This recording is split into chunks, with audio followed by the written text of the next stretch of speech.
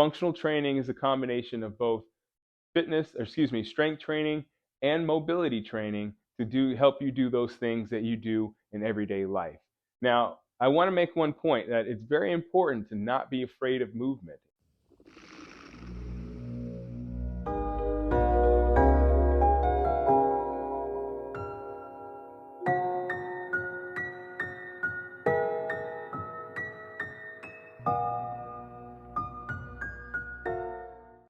I don't do that, or my body doesn't do that. And you hear this all the time, especially me as a personal trainer. I hear people saying this, that my body just doesn't do what it once did. And obviously, we all know that as you age, or as most people age, they tend to be more afraid to do certain movements.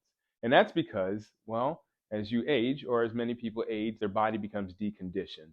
So we have this vicious cycle, right? Where you end up having your body being deconditioned, then you're more afraid to do things, and then you become even more deconditioned.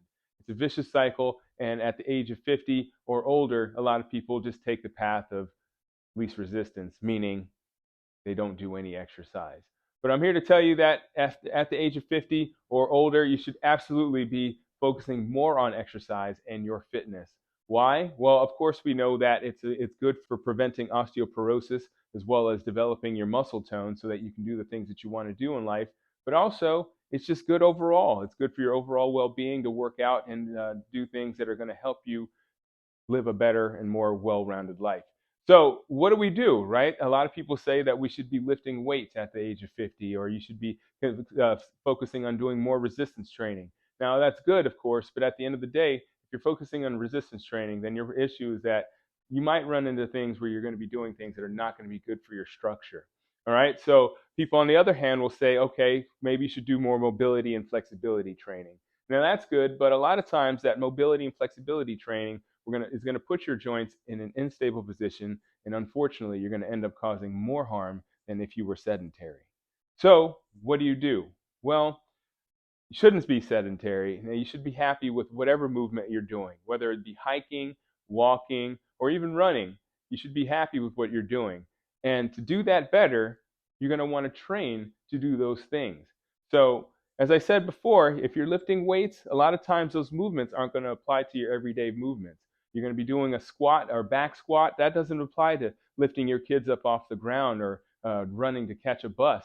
Same thing with the flexibility training. When you're doing flexibility training, you're not teaching your muscles to do things that you're going to be doing in everyday life.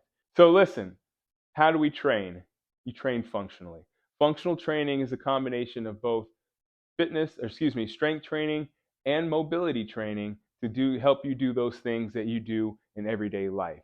Now, I want to make one point that it's very important to not be afraid of movement. I read an article just not too long ago by a doctor talking about how 3 legs is better than 2, and it's true. If you have to use a staff or something to help you do your movements, do that. That's going to help you eventually do more, or at least at the very minimum, not decondition your body. So continue moving, and of course, proper diet. Now, as I hate to say, keep saying this, keep banging that drum, but as we age, we unfortunately lose our metabolism. Our metabolism drops, and the propensity for most people is to eat less calories.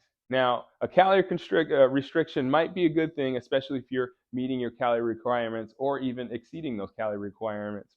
But if you are actually already under eating and you eat less calories, unfortunately, that's going to put your body in a position where you're going to tend to store fat.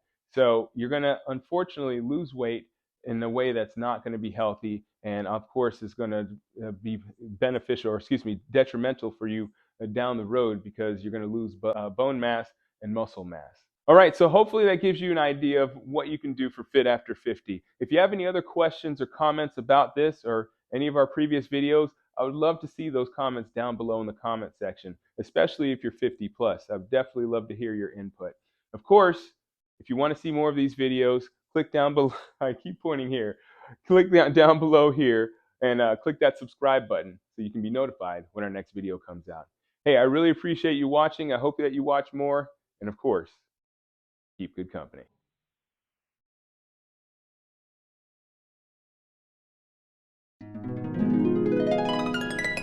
That's awesome.